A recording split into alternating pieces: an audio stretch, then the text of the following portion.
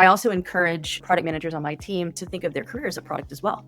It should have a roadmap and also acknowledge that every sort of step that you take is not going to be a win. But think about it, certainly, but don't over-index on trying to find that perfect role that you believe is going to be a huge success, because straight up companies lie and they're not going to show you what's really going on behind the door. So you have to go in with an open mind and think of every single opportunity as a learning experience. Sometimes it's hard to see the forest for the trees. And what we found was most of the discovery that was happening, any customer touch points, came from existing customer complained or something was broken, got connected up with the product manager did discovery, and then they built a solution that fixed that one problem for that one customer. That's not how you build product. That's how you plug holes in a sinking product. And so I tried to help them understand, okay, so that it's necessary discovery that you have to do, but you really need to maybe spend 10% of your time doing that. And the other 90% really focused on data perspectives. Creating great products isn't just about product managers and their day-to-day interactions with developers. It's about how an organization supports products as a whole, the systems, the processes, and cultures in place that help companies deliver value to their customers. With the help of some boundary-pushing guests and inspiration from your most pressing product questions, we'll dive into this system from every angle and help you think like a great product leader. This is the Product Thinking Podcast. Here's your host, Melissa Perry. Hello, and welcome to another episode of the Product Thinking Podcast. Our special guest today is Simpson, the VP of Product at Customer.io, with nearly 3 decades of experience in online media and media-related startups. Somer has a remarkable track record of leading product teams and driving strategy at major companies like Quantcast and Amplitude. I'm excited to talk with Somer about how empathy drives great innovation and what product managers can do to get better at it, not just with their customers, but with themselves as well. But before we talk to Somer, it's time for Dear Melissa. This is a segment of the show where you can ask me any of your burning product management questions, and I answer them every single week. Go to dearmelissa.com and let me know what's on your mind. Hey, product people, I have some very exciting news. Our new Mastering Product Strategy course is now live on Product Institute. I've been working on this course for years to help product leaders tackle one of the biggest challenges I see every day, creating product strategies that drive real business results. If you're ready to level up your strategy skills, head over to productinstitute.com and use code LAUNCH for $200 off at checkout. Here's this week's question. Dear Melissa, I feel stuck. I'm new to product management and my background is in frontline healthcare. In other words, I have no idea what I'm doing. Everyone I've worked with says it will eventually come to me, but I've been in my role for a year now and I just don't feel like I grasp any of it. I listen to podcasts, I read all the product books, and subscribe to newsletters. What am I doing wrong? I will say my onboarding process was minimal, but I can't use that as an excuse either because I have peers that have had no onboarding process. What can I do? Do I need to consider a new career? So I empathize with you quite a lot in this situation. And I think it's really hard when you end up in a company, and it sounds like this is yours, where you don't have a lot of people to learn from. So as a product leader, you should be mentoring your people new to product management. You should be teaching them the skills that they need to learn. It sounds like you're not getting that. So one, I'd look at your product leader and say, can you mentor me? Can you be teaching me more of these things, especially if you didn't have the onboarding with that? A lot of people are new to product management. We should be training them. We should be helping them. We should be teaching them why they do the things that they do, not just throwing them into a Scrum process saying, listen to developers and figuring it out. This is not a career that is like you follow a process and it just works, right? It's a career where you have to understand why you're doing that. You have to understand why you are empathizing with customers. You have to understand how you go from those problems into solutions, how you start to craft them. You have to understand how the technology works to do that. And then you also have to understand how the business works so that you craft meaningful solutions that both contribute that customer value and that business value. And it sounds like you're not being supported to do that. So I feel really bad. And I'm really sorry that you're in that area. What you're doing is great to read the books, study the podcast, take it upon yourself to learn some of those things. But I'd start taking a different approach. Why are the skills and the things that you're reading about important? Maybe instead of just reading about the process, really dig into What do I need to do to get better at some of these aspects of empathizing, understanding, and then translating it into solutions that will help me click in this area? I'd also ask, if you worked in frontline healthcare, are you in a job where you get to solve problems for frontline healthcare people? If you're in a career where it's not relating back to your expertise, it might be hard for you here too. You have this unique advantage as a subject matter expert on this area to craft products for those people.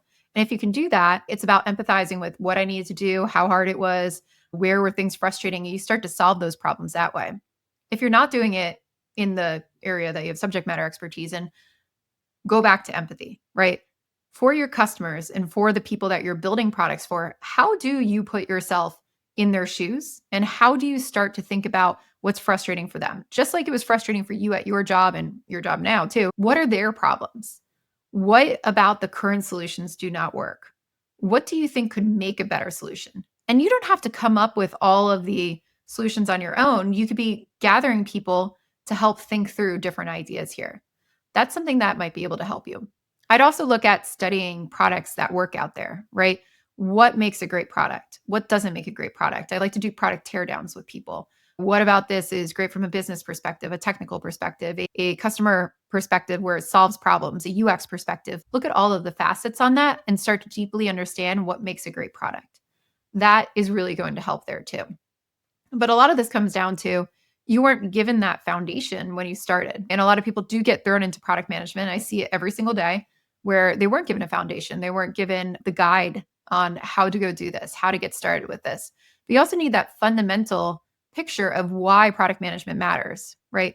What is important about building products that we bring to the table? So I'd really go back to the basics there, not just the process on stuff. If you're working with your developers and you don't understand what they're saying or why that's important, talk to your developers as well. Sit down and say, hey, yeah, I need you to explain to me like how this all works. I work with a lot of product managers as well who may not be super technical, and that's okay. If you're supposed to partner with the product, with the technical lead there, so that you can help explain solutions to them and you can help explain why things matter from a customer perspective and a business perspective, and then they turn it into a technical perspective. Developers will say terms and stuff that you won't know, and you don't need to know all of it, but you need to know why it's hard to do certain things. What are some technical aspects of that make it harder, and how you can leverage technology to solve problems in unique ways. So I'd get up to speed on some of those concepts from a technical perspective, but don't worry about some of the super finer details of code or anything like that. It's overwhelming. Learning product management from scratch is absolutely overwhelming. There is some defined ways to do this. This is why I started Product Institute, to try to give training for people, because I saw how overwhelming it was. But I will say, like, even just learning a basic framework for it, that's not where it ends, right? It keeps going. So I think you have to take a step back as well and say, do I feel like I'm going to be successful in this career? And do I feel like it's for me? And it's not a failure if it's not what you want to do, right? If it is what you want to do and you got into it for the right reasons of solving customers' problems and through great solutions, then the idea here is, how do I go back to the basics and really focus on that? How do I figure out how to do that well? And then bring that into all of your process, right? Bring that into all the conversations with your engineers and with your leaders and with other people, right? That's what you can focus on. So I hope that helps. I know it can be super frustrating. It also sounds like it might be a good opportunity for you to go somewhere where you can learn if you're not surrounded by a bunch of people who want to help you or want to teach you there, right? So people who are new at product management, they need to learn from somebody. Where are you going to go to learn? You can do some of it yourself, but it's really good to observe other people doing it super well. So while you said that you can't complain because other people had minimal onboarding as well, are they doing it well? Can you observe it from them? And if not, that's where I would find somewhere with support. So I wish you the best of luck, and I hear your frustration, and I hope it gets better. And in the meantime, I hope that our podcasts are helping you learn too. So now let's go talk to Somer and hear her words of wisdom. Welcome to the show, Somer. Hey, thanks for having me. So you have had a great career in product management that has led you to customer.io. Can you tell us a little bit about what got you into the field and how did you end up at this company? The more I get this question, the more I ask other people this question, the more I hear a very similar answer. In fact, I'm doing a bunch of interviews for an open role that we have right now, and I ask folks this, and it's always the same. And we're like, yeah, me too. It was an accident. I fell into it. I went to school for photojournalism and was a photographer at a paper. and happened to be one of the young kids in the building.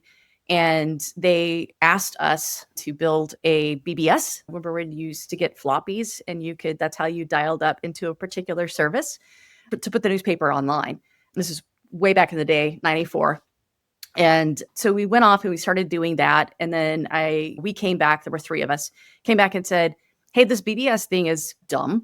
Have you heard of this thing called the web? And they were like, no, but go do whatever. So we ended up building a website. I learned HTML in an hour. I already was, don't tell anybody, but downloading Adobe Photoshop for free. And yeah, on a dial-up it was awful. But yeah, so I did graphic design, I did photography, I did all the things. And we not only launched and put the paper online, but we also created an online only digizine, which is what we were calling it at the time, that was focused on the college audience. And that was a blast. And I was just hooked on digital. I also converted the photography department from doing darkroom stuff to digital. So scanning their film, using Photoshop to optimize it and shipping it to the camera department. And so from there, I went digital through a bunch of different newspapers, ended up at the Miami Herald. And then it was late 1998, was asked to come out to San Jose and be the first product manager for Knight Ridder. It was called KnightRidder.com at the time, but Knight Ridder Digital, which was the new business unit that they were spinning up that was purely focused on digital. And I never looked back. For me, the transition from journalism to product it's really easy. It's a no-brainer, right? We're trained to go up to perfect strangers and talk to them, ask them what they're doing, ask them if it's okay if we can take a picture of them, and have those kinds of conversations, the kind of things that you need to do with your customers, and be able to be a Jack or Jane of all trades. Yeah, that's how I got there. And I've done a series of ground up startups, which were absolutely grueling to the point where I would take breaks going and working, taking big jobs at big corporate companies. That was my break. I'm sure the companies are listening to this being like, ugh. Yeah. It's that not was the first time easy. I've heard that at all. Yeah, it's a different thing. Startups allow you to be passionate and take risks and do all kinds of fun stuff, but you've always got that feeling of where's the next paycheck going to come from hanging over your head. Oh, yeah. And also feeling very alone versus in larger companies, it's a lot easier to like hide and just do job, which to me is boring. Yeah. You know? And it is true. I think I've seen a lot of people who've gone from corporate to startup and they're like, what in the world is this? Like there are no processes. It's the wild, wild west over here. I don't know if we're going to have enough runway to make it to next year. Like it's just so much besides just doing your job. Yeah. And there's something about a corporation that just takes care of sometimes the rest of it. Not all the time, but sometimes the rest of it. And the thing is, life is balanced chaos, right? It is chaos that is always seeking balance. And I tell a lot of my product managers, don't be afraid when things feel crazy. Lean into that. And it's like when you go whitewater rafting and they tell you if you fall out of the boat, don't fight it. Just relax and go with the flow and you're more likely to survive. And that's the same kind of thing. Is once you embrace that chaos and you just lean back and you listen and you feel it, it's a lot easier to pick up on those signals and identify the trends that are in it and pattern match. That's something that I hear actually a lot from product managers, right? Even if they're in a large company or a small company, it feels like chaos constantly to them. Yep. And I think it's because product management is so not well defined in a lot of places. But do you think to be a great product manager, there has to be an element of being okay with the chaos or okay with things going off the rails sometimes? Definitely. Because I think if you try to fight it, you're not going to survive, like mentally, emotionally, and you're not going to succeed. Product management is about give and take and balance, because your core job, it's not just about being the voice of the customer. It's about figuring out how do you solve problems that bring value to customers, but in a way that also have impact on the business, right? So it's like the whole Marty Kagan customer value, company viability, right? And you can't do that if you're not comfortable with some amount of chaos. I appreciate my PMs who, like me, I'm chaotic myself and in that chaos. And I do appreciate the PMs who are very detail oriented and like to structure things and because it helps me, right? And it helps the whole team. But again, another balance thing when you start talking about teams, right? When you think of what makes a great product manager, what do you look for? I spent a lot of time thinking about this. There's all kinds of theories. I have a summer philosophy document that I always share with my PMs that's got all the standard stuff like don't let perfection stand in the way of good and those kinds of idioms. I refined mine down to more of it's who you are, not necessarily what you do in what I look for in product folks. And I threw it on a t-shirt and I gave it to my product team when I was at Quantcast for a Christmas New Year's gift in 2019, not knowing that 2020 was going to be the disaster that it was. But the t-shirt said it's basically the 3 traits that I look for. Empathy being number 1.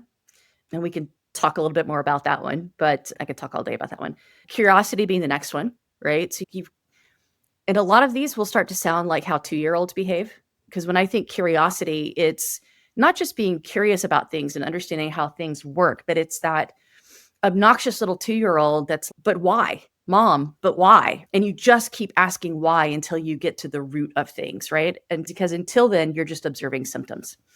And then the third one is tenacity. I am a big believer that immovable objects don't exist because only unstoppable forces can, right? And so I like to get my team to think like it's an unstoppable force. There's always a way around, under, through to solve something. When you think about empathy, this is one that comes up a lot for product managers. I think people get tripped up on like, how do you actually develop empathy? Right? We talk about it. It's this thing that everybody accepts, like all product managers need to have empathy for their customers. For you, what does it mean to actually empathize with customers? And how do you start to think about actually doing that, like developing that empathy? I think you're right. I think a lot of people misunderstand the term empathy because you hear a lot of people say, I need to like walk in my customer's shoes or sit in their pain, and they don't truly understand what that means. It's not just about observing and acknowledging. It's really about accepting. And that's the critical piece. And I got to this perspective on empathy looking at my personal life and applying it to my work life. I treat myself like a product manager or like a product, right? I'm a product manager for my own product. But if you look at my personal life, it's just been an unbelievable failure, right? I've had just failed project after failed project in terms of like long-term relationships and such. But every single one of those, there have been lessons that have come out of that. And I've actually spent the past couple of years doing a lot of self-reflection and thinking through love. What is love? And you can't really love someone without having empathy for them, because love without empathy is just codependency, right? And to me, empathy it's not just seeing things from people's perspective. It requires you to first accept that person for who they are and accept that their perception of the world, their way of thinking, their way of doing, their way of everything is just as valid as yours. And it's okay. And it's almost like forgiveness in a way, right? Once you have that acceptance, then you're more likely to have a healthy love relationship. Now, there's a blocker to that because you can't truly empathize with others and love other people unless you love yourself. And loving yourself requires you to be empathetic to yourself, which means you accept yourself for who you are, as that never-ending project that can constantly be optimized and improved and iterated on. So that's how I think about empathy. So do we think product managers need to love themselves before they can love their customers too? Everybody needs to. I love it. Everybody needs to. But certainly product managers. After my last startup, 0 to 1 startup, we shut it down. I took 3 or 4 months off and just exploring, how did I find myself in this place where I don't look forward to going to work? Like in fact, I would rather do anything than go to work, right? And do my job. And so I started exploring like why I was feeling that way. And I remember one afternoon, I was living in San Francisco at the time and was hanging out at a little wine bar there with a friend of mine he's like a sales leader. And we were having this conversation and I'm like, oh, I'm so unhappy. Like, why don't I miss like that feeling? And he's like, well, think back to the last time you had that feeling. And I came up with two examples. One was Night Ritter, and then the second one was my first startup, where I couldn't wait to get up in the morning. I was thinking about work on the way in. I would find myself sitting at my desk till at 9 o'clock at night and would have to force myself to go home. I was dreaming about problems and solving them in my sleep. And he's like, okay, what's the difference between the companies that you've been working at and those? And I was like, it's like the people I work with, but there's some really cool people here. But the products are cool, but they're not really interesting. And anyway, we kept digging deeper and deeper. And we came to the conclusion was that I didn't love my customer. I wasn't passionate about my customer. I wasn't taking the time to empathize with them and understand them because I didn't care. So I'm like, okay, my next job is going to have customers that I care about, right? That's going to be the first criteria and the basis, which is how I ended up at Quantcast. And it traced back to my journalism days where I joined the publisher team at Quantcast. And the product was audience analytics for publishers so that they could do a better job of understanding the audiences that they wanted to sell to advertisers so they could make higher CPMs. And I looked at this as enabling newspapers and media companies to make money so they could stay in business so that people like us could continue to have free access to news and information, which is a critical sort of pillar of our democracy. So I looked at it, I'm like, okay, I found a job where I'm saving democracy. Awesome. That's really cool. It's so self-reflective to go back through that and start to think on it. I've had product managers come up to me too and say, what if I don't know anything about the customers I'm building this for? What if I don't really care about this industry? And I think it's hard when you're starting out to get the first job and be like, I need to learn that, right? Like, you need to learn if you care or not. You can always, I find that I could find something interesting to try to grasp onto most of the places. But then after a while, I think you have to say, am I really passionate about this? Because there's so much energy that goes into building these products. And that big piece of building that empathy comes into play for the product managers. So I love that you went down this whole rabbit hole of trying to figure out like where to go. Yeah. So you came into Quantcast and you knew something about the industry. How do you propose for people that don't know anything about the industry, but really want to understand their customers, right? Or build that empathy? How do they get started? If you're not a subject matter expertise, can you still go and learn about your customers and figure out if you can empathize with them? Yeah, absolutely. In fact, in the same way that I just talked about, I am a product manager of myself as the product. I also encourage product managers on my team to think of their career as a product as well. It should have a roadmap.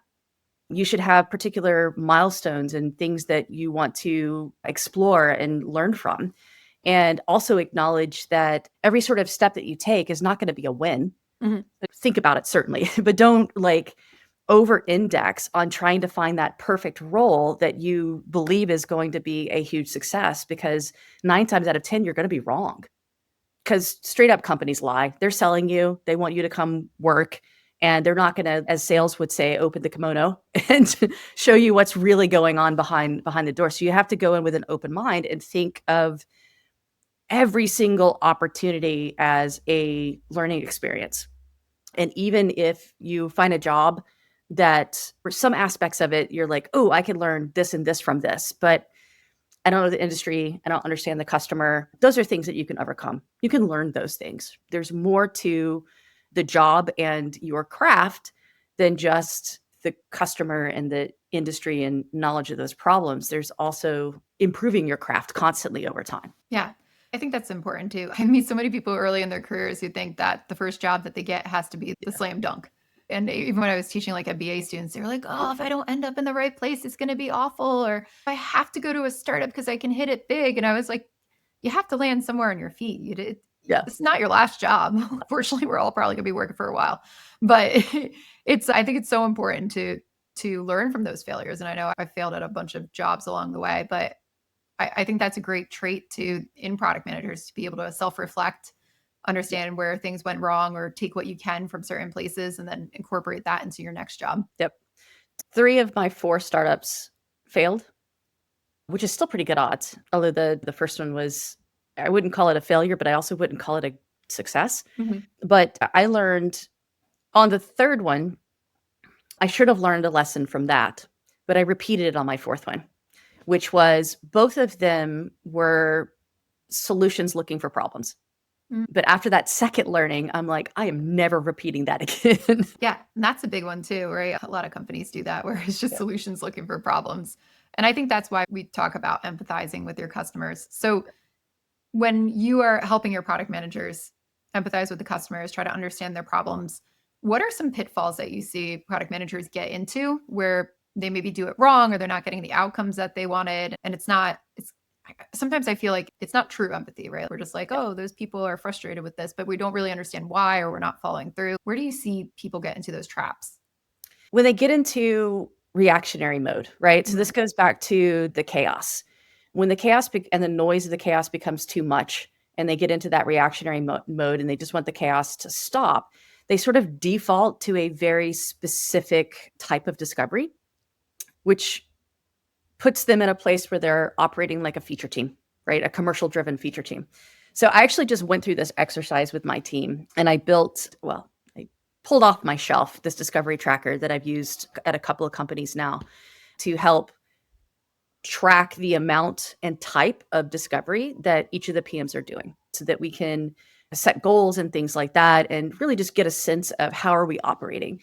And I had to tell them, I'm like, I'm not measuring you. This is not a judgment. This is just to give you visibility into what you're doing, because sometimes it's hard to see the forest for the trees. And what we found was most of the discovery that was happening, any customer touch points came from existing customer complained or had a feature request or something was broken or whatever. Got connected up with the product manager. The product manager did discovery and then went and sat with the team and they built a solution that fixed that one problem for that one customer. That's not how you build product. That's how you plug holes in a sinking product. And so I tried to help them understand, okay, so that it's necessary discovery that you have to do, but you really need to maybe spend 10% of your time doing that. And the other 90% really focused on looking at from a data perspective. So this is where the quantitative can come in. As you've got all this feedback coming in from all these different sources and stakeholders and direct customers, you identify trends in that. So mental cluster analysis, you're like, oh, here's a trend. This looks like an interesting cluster of problems. There could be opportunity there. And as you start to explore, that's more proactive customer-centric discovery. And you'll get a lot of good stuff out of there, right? That has good value for customers and opportunity for company impact. That's cool. So that's about half of that 90%. The other half of that 90% is what I tend to call customer therapy sessions. And it's really about not having a reason to sit with a customer beyond, I just wanted to check in and hang out with you and see how life's going. Not even about our product in particular, but about your role and your jobs to be done, and just have an open conversation. Ask them how things are going, ask them to think back the last time that they did something and focus more on the feelings of it, right? Because that's where you're going to identify the problems, right? And then you narrow in on that feeling. And this is where the big chunks of gold can be discovered. And this is something that I actually learned from my boss at the CPO when I was at Quantcast. Amazing guy, huge growth mindset, constantly learning, constantly reading, and bringing stuff back to the team. And we learned that sort of like having that constant thread of ongoing open dialogue therapy sessions with customers. And that actually led to two pretty significant products when we were at Quantcast. Wow. That's really cool. Yeah. So when you're zeroing in on that feeling and trying to discern what's going on there, what should you be looking for? What are signals that are saying like, hey, I'm onto something here? It's body language. So this is the difference between qualitative and quantitative is there's more than data is just, it's flat, right? It's a two-dimensional thing. That one-on-one or one-to-many conversation you can have with customers is more three-dimensional and you get the emotional, psychological aspects from it. And because there are things that customers will tell you what they think you want to hear, and customers will tell you what they think they need. And you really have to dig to get to the right answers and only believe half of what customers say, right? But you watch for those visual signals of discomfort, of confusion, of whatever that emotion is. And then this is where the curiosity comes in, is going in your mind, seeing it, recognize it, and going, I wonder what caused that. And then dig into that a little bit, right? For teams that, like, a lot of them these days are remote and we can't just go sit with our customers or maybe observe them as they go about tasks or Yeah. different things like that. What are ways that you can build empathy then? Fully remote, it's hard. We are in the process of actually establishing a cab right now, like an executive cab. All my PMs are in the process of establishing their own personal cabs, so that they can have those ready to go people available anytime to give feedback on something. And we're taking a multi-tiered approach. We're inviting, each product manager is inviting their cab into a Slack channel. Mm-hmm. You can have customer advisory board. Yes, thank you. Cab is. Yeah. Right. No, the taxi, right? Yeah, the taxi. I was like, oh, let's get a taxi. Yeah. Go find them. But having that sort of constant communication at different levels. So having that Slack, which allows you to have impromptu conversations. It also allows the cab members to talk amongst themselves and for the product manager to observe that conversation happening, because there's a lot that can happen when customers talk to each other.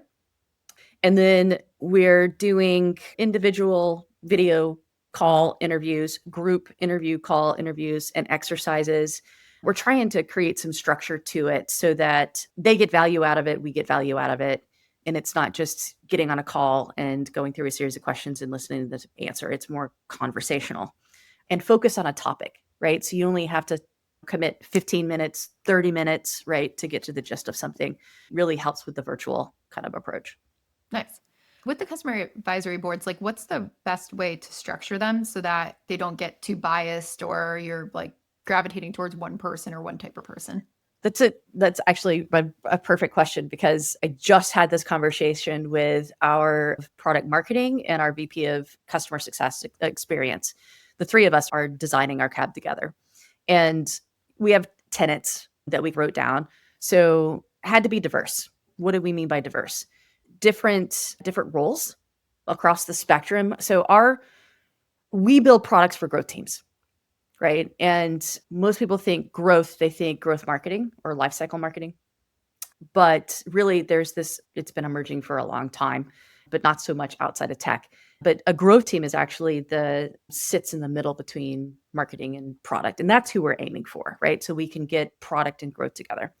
So we want a balance of persona and responsibility. So we want some marketing people, we want some product people, we want some data people, and we want a mix of executives and frontline managers, so team managers. So that's one aspect of diversity. The other is, which I just outright insist on, is it has to be diverse from a DEI perspective. So a good balance of men and women, which is not hard when your customers are mostly marketing, because so many marketers are women, and maybe not so much CMOs, but certainly a lot of marketers are women. And then just in terms of just background, right? I like to have a diverse set of faces in front of me. The whole reason behind DEI in companies is to give different perspectives, right? Different facets of life, look at things in different ways. And I want that applied to the cab as well. I think that's important too. I've found people with different backgrounds can come up with ways they've never thought about a problem or a solution before. So I think that's a great approach there. Yeah. And those are the two most important things. The others are just diversity in industry and company size and things like that.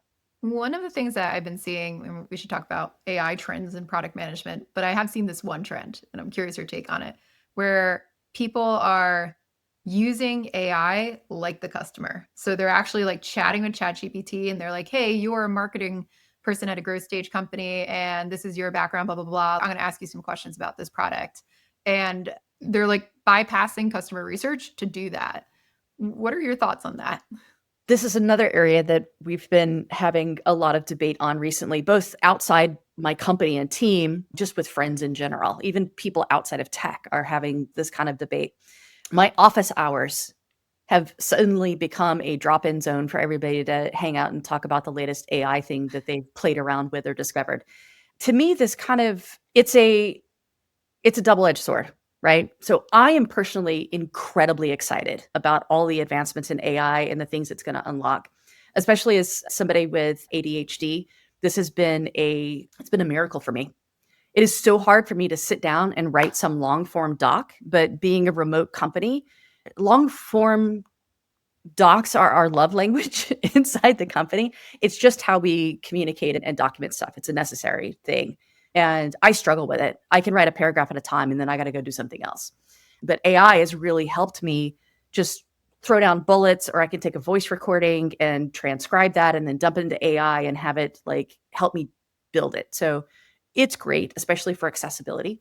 But I think where we have to be careful is becoming too dependent on it and losing your craft, or brand new product managers to the craft, never actually learning it and learning the why behind the craft. And I liken this to my photography days because my father was a photographer. So I was in the darkroom when I was like 3 years old, sitting there while he printed and ran film. Started out using a manual camera. So I really had to understand the reasons behind aperture settings and shutter speeds and how to think about things in milliseconds in order to adjust and get that shot and carry that all the way through. And I think I look at my daughter who has grown up with cell phones and digital cameras and everything else and things that are just, it's easier for them. It's more accessible, but they haven't learned the why behind it. And I think using AI for product management is going to be a similar thing. It'll be very easy for people to become dependent on it and not learn the core soft skills and the reasons behind it. Yeah, I think it's important to remember there's still like a ton of bias in the AI too. I asked ChatGPT, there was this thing floating around on LinkedIn that I saw and I was like, I got to do this myself. And I said, what do you think I look like after talking to ChatGPT forever? It was like a mid-30s man with like glasses. And I was like, nope, that's not me. I said, what if I was a woman? It was like, oh, how biased of me to do that to you. And I was like, yeah, I was. And they're like, you're very eloquent and well-spoken and stuff like that. So I believe like you're pretty smart and you seem to work in the tech field and you seem to be like pretty knowledgeable about product management. So I think you're an expert in product management. And then I was like, man. Yeah. It's like, okay, thanks. And it's interesting too that you say that because bias is about only basing your thinking on what you already know. Mm-hmm. And all of our knowledge is limited. This is the debate that I got with my friend who's not even in tech. And basically I likened it to, what's it called? The snake eating its tail, Ouroboros. Is that what it's called? Anyway, so that is what things could become, right? Because just like what social media did to the world and us being in our bubbles and then the divide that it created, a similar thing can happen with AI because AI only knows what other people have thought and written down. So if we get too much in regurgitating that information, there goes innovation. Yep. I really think it takes a human mindset to innovate. AI can help us fill in the gaps of what we don't know, those unknowns, as Rumsfeld would call. But yeah, so that's that double-edged sword that you have to be aware of. Yeah, I've heard a lot of people put it, and I think this one works really well, where AI can enhance a lot of the stuff that we're doing, make it a little faster. I think like tools like Lovable and Bolt are amazing because you can get stuff, prototype stuff and get it out there and actually test if it's there. But if you're just using that to spin up things with no thought or no like reasoning behind it and not doing the research or like the empathy that we're talking about, we're just gonna have a bunch of like really crappy code out there and all these products that nobody's going to use at the end of the day. So I don't see where everybody's scared AI is going to replace everything, but I don't see where we can take a human out of the picture and still innovate. Agree 100%. And AI can't empathize with a human being. Mm-hmm. In order to care enough to build something great and to innovate, you have to care about your customer. You have to care about the problems that they have and really have a desire to solve them. I think that's great advice for people out there. Somer, I got one more question for you. If you could go back and tell your younger self one piece of advice, what would you do? Just have patience for yourself. And it is okay to say, I don't know, because you don't always have to be right. And most often you're not. So I could have saved myself a world of trouble. I wish I knew that younger too. I think I thought I knew everything for a while and wanted to appear that way, but never the best way. Well, thank you so much for joining us on the podcast. If people want to learn more about you and Customer.io, where can they go? Visit Customer.io and feel free to reach out to me on LinkedIn. If you want to see some of my photography, I have summersimpson.com. People will find that. By the way, it's like Homer Simpson, but with an S. And we will put those links and how it's spelled on our show notes at productthinkingpodcast.com. Thank you so much for joining us on the Product Thinking Podcast, Somer. And thank you to our listeners out there. We will put all of those links and how to reach Somer on productthinkingpodcast.com. And if you have any questions for me before our next episode next week, go to dearmelissa.com and let me know what they are. Thanks for listening, and we'll see you next time.